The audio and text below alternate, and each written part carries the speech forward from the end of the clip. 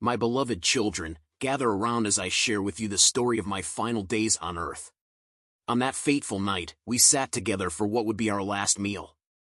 I broke bread and shared wine, symbols of my body and blood, soon to be sacrificed for all of humanity. The air was heavy with anticipation, and I could sense the confusion and fear in my disciples' eyes. I knew what was to come, but they could not yet understand the magnitude of the events about to unfold. Judas, consumed by his own struggles, would soon betray me with a kiss. But even in that moment of betrayal, I felt only love and forgiveness for him. This meal, this moment, would become a cornerstone of faith for generations to come. Remember me, I said, for I am the bread of life, and through me, you will find eternal nourishment.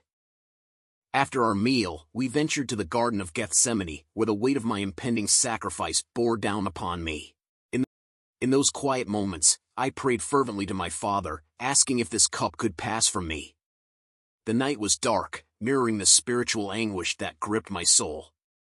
My disciples, though nearby, slept, unaware of the cosmic battle raging within me. I felt so alone, yet I knew my Father was with me, strengthening me for what lay ahead.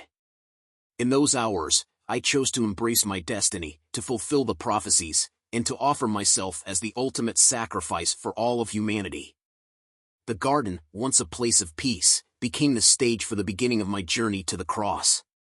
As I prayed, "Not my will, but yours be done," I felt a profound sense of purpose wash over me. The events that followed came in a whirlwind of pain and injustice. I was arrested, subjected to mockery, and put on trial before those who refused to see the truth. Pilate, torn between conscience and crowd, washed his hands of my fate. The crowd, once welcoming me with palm branches, now cried out for my crucifixion.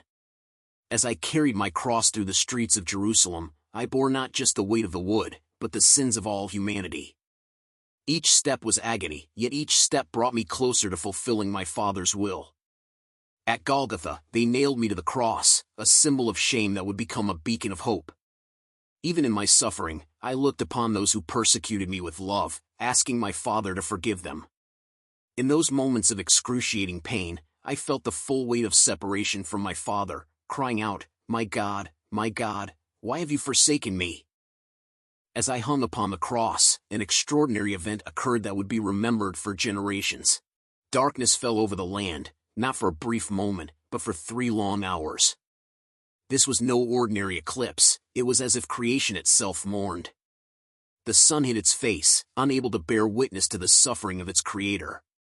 In this darkness, the spiritual battle reached its climax, as I took upon myself the sins of the world. The earth itself trembled, rocks split, and the veil of the temple was torn from top to bottom.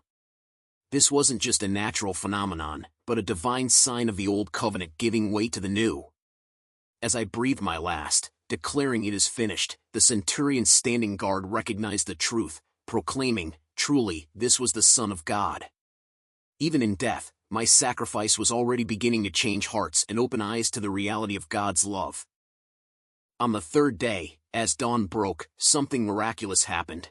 I rose from the dead, conquering death itself and fulfilling the prophecies spoken long ago.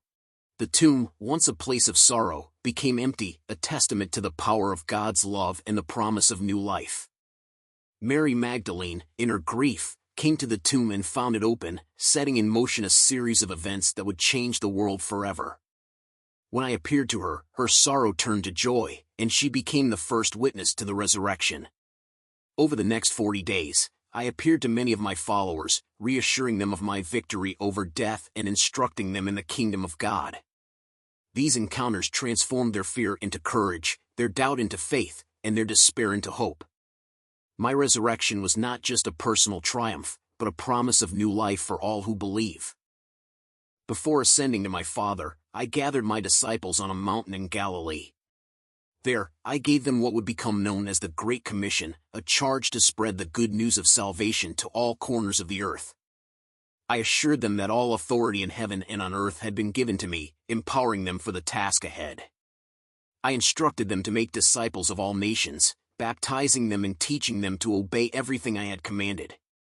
This wasn't just a suggestion, but a divine mandate, a call to action that would echo through the centuries.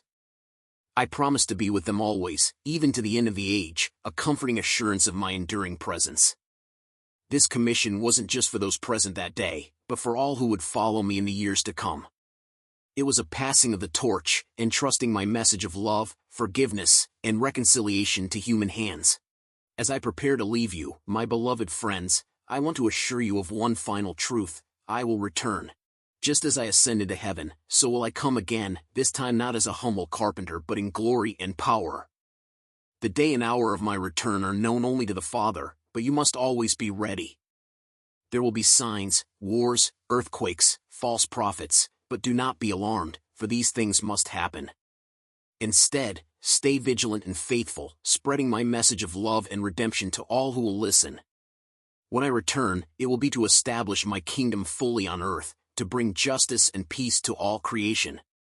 Until then, live in the hope of this promise, letting it guide your actions and inspire your faith.